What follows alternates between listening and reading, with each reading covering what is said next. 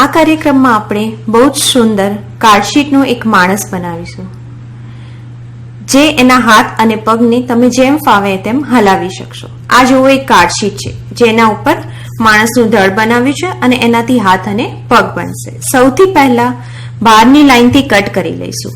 પછી એના જે 4 ખૂણા છે એને થોડા ગોળાકાર કાપી લઈશું. અને આ બહુ જ જરૂરી છે આ મોડેલ માટે. આનાથી આ મોડેલને ફેરવવામાં મદદ મળશે.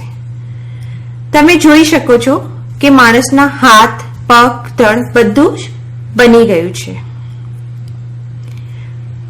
હવે પગના બંને કટ કરેલા ભાગ લઈ એને એકબીજા પર મૂકી એટલે કે ઓવરલેપ કરી સ્ટેપલ એટલે જોઈન કરી લઈશું.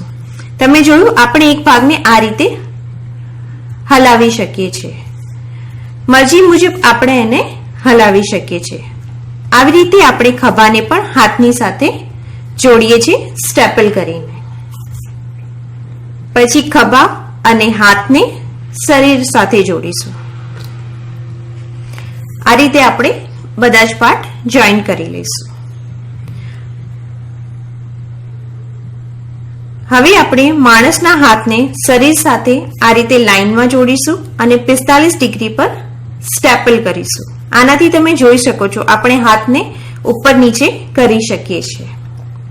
આની વિશેષતા એ છે કે આપણે હાથ અને પગને જે ખૂણા પર રાખવા હોય ત્યાં રાખી શકીએ છીએ. આનાથી ઘણી બધી સંભાવના મળે છે. આ એક એનિમેશનનું મોડેલ પણ કહી શકાય.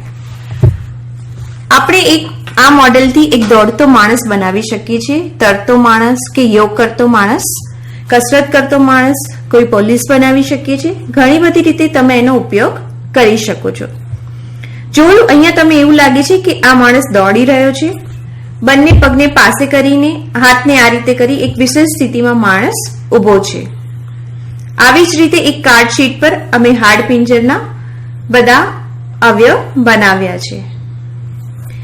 એક સાધારણ સ્ટીક કાર્ડશીટ છે. આ બધાને સ્ટેપલ કરીને જોઈન કર્યા છે.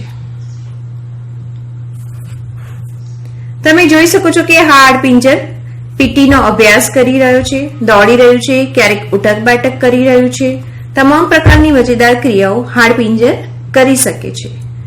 એક બહુ જ સરળ પ્રકારનું એનિમેશન છે અને આ બનાવવા માટે આપણને માત્ર એક સ્ટેપલર અને કાર્ડશીટ જોઈએ છે જે ઇઝીલી મળી શકે છે.